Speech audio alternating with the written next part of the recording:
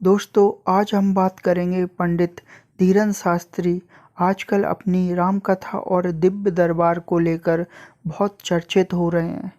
कुछ एक विवादित बयानों को लेकर भी उनका चर्चा हो रही है। कहते हैं कि भी उनके दादाजी की तरह छतरपुर के गांव गढ़ा में बालाजी हनुमान मंदिर के पास दिव्य दरबार लगाने लगे।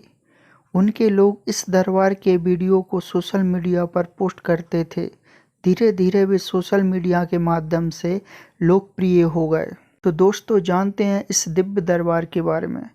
बताया जा रहा है कि उनके दरबार में पहले सैकड़ों लोग अपनी समस्या लेकर आते थे।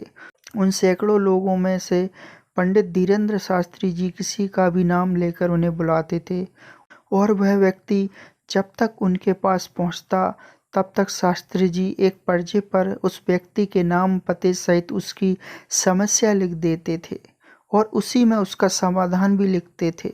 लोग आश्चर्य करने लगे कि यह व्यक्ति किस तरह दूर दूर से आए अनजान लोगों को उनके नाम से बुला लेते हैं और कहता है कि आओ तुम्हारी अर्जी लग गई है। धीरेंद्र शास्त्री यही नहीं, लोगों को यह भी बता देते हैं कि उनकी समस्या क्या है, कितनी है और कब से है, उनके पिता का नाम क्या है और बेटे का नाम क्या है। कई मीडिया चैनल वाले ने इस बात की पड़ताल की, लेकिन वह रहस्य बना रहा। आखिर यह व्यक्ति कौन है, लोगों के मन की बात कैसे जान लेते हैं। दोस्तों, छोटे से गांव गढ़ा में जब सैकड़ों से हजारों और हजारों से लाखों लोग आने लगे तो धीरेंद्र शास्त्री जी ने दूसरे शहरों में जाकर दिव्य दरबार लगाना प्रारंभ कर दिया। इस पर उनका कहना है कि लाखों लोगों का पर्चा बनाना संभव नहीं, इसलिए हम खुद ही लोगों के पास जाकर उनके शहरों में दरबार लगा लेते हैं ताकि लोगों की सुविधा हो। हमारा यह दरबार निःशुल्क है, इसमें किसी भी तरह से शुल्क नहीं लिया जाता है। मंदिर में या राम कथा से हमें जो भी पैसा मिलता है हम उसे गरीब की बेटियों की शिक्षा और शादी में खर्च करते हैं।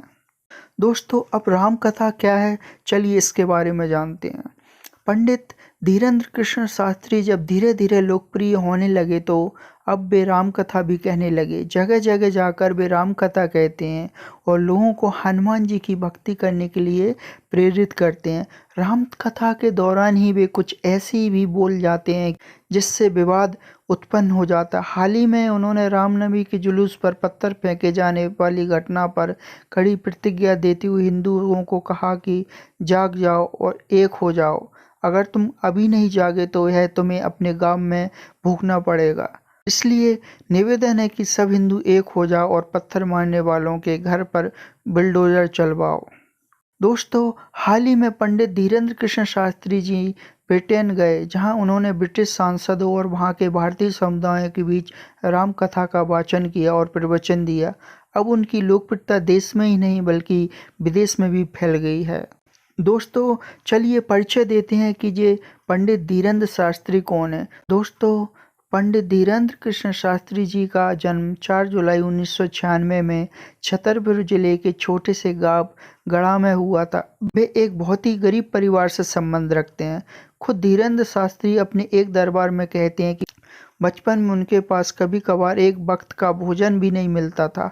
हमारे पिताजी गरीब थे, वे दान दक्षिणा लेकर हमारा भरण पोषण करते थे। एक दिन हमने उनसे कहा कि हम भी पढ़ना लिखना चाहते हैं, वृंदावन में जाकर कर्मकांड पढ़ना चाहते हैं। उनके पिताजी के पास उस वक्त 1000 रुपये नहीं थे। उन्होंने गांव में कई लोगों से उधार रुपये मांगे कि मेरा बेटा पढ़ना चाहता है, लेकिन किसी ने उधार नहीं दिया क्योंकि सभी जानते थे कि यह चुका नहीं पाएगा। हम तब वृंदावन नहीं जा पाए। दोस्तों, धीरेंद्र जी के पिता का नाम राम कर्णपाल गर्ग और माँ का नाम सरोज गर्ग बताया जाता है। उनका एक छोटा भाई और एक बहन है। उनके दादाजी एक सिद्ध संत थे जिनका नाम भगवान दास गर्ग था। वह निर्मोही अखाड़े से जुड़े हुए थे, वे भी दरबार लगाते थे। पंडित धीरेंद्र कृष्ण शास्त्री जी अपने दादाजी को ही अपना गुरु मानते थे। उन्होंने ही उन्हें रामायण भगवत गीता का अध्ययन करना सिखाया था। दोस्तों, पंडित धीरेन्द्र कृष्ण शास्त्री ने बड़ी मुश्किल हालातों में 8वीं तक की पढ़ाई अपने गांव में ही की। इसके बाद की पढ़ाई के लिए वे 5 किलोमीटर पैदल चलकर गंज में जाते थे। वहां से उन्होंने 12वीं तक की पढ़ाई की और फिर बाद में बीए प्राइवेट किया।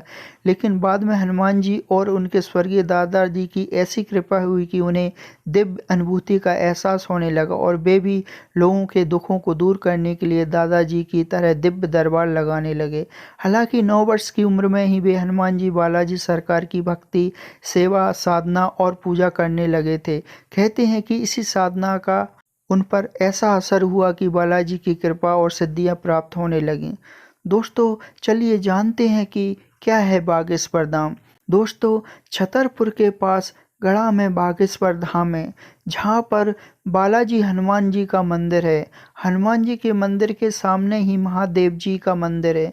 मंदिर के पास ही उनके दादाजी का समाधि स्थल और उनके गुरु जी का समाधि स्थल है। यहाँ पर मंगलवार को अर्जी लगती है।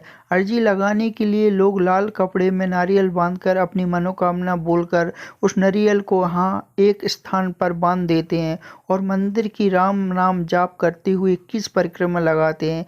यहाँ पर लाखों की संख्या में नारियल बंधी हुई मिल जाएंगे। मंदिर के पास ही गुरुजी का दरबार लगता है, जहाँ पर लाखों की संख्या में लोग आते हैं।